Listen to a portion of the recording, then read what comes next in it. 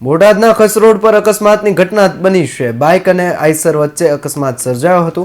Eicher ચાલકે bike ચાલકને અડફેટે લીધો। ઘટનામાં ખસ ગામના બાઇક ચાલકનું મોત નીપજ્યું છે।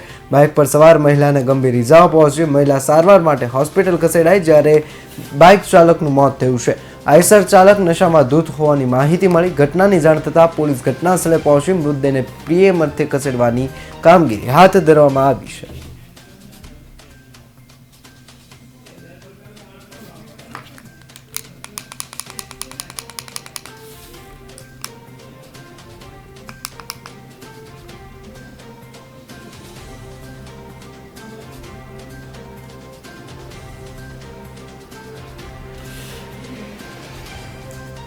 બોટાદના ખસ રોડ ઉપરની આ ઘટના છે કે જ્યાં આઈસર ચાલકે નશાની હાલતમાં બાઇકને ટક્કર મારી હતી। બાઇક સવાર જે વ્યક્તિ હતો તેનું મોત નીપજ્યું છે, જ્યારે પાછળ બેસેલી મહિલાને ઈજા પહોંચતા સારવાર હેઠળ ખસેડવામાં આવી છે।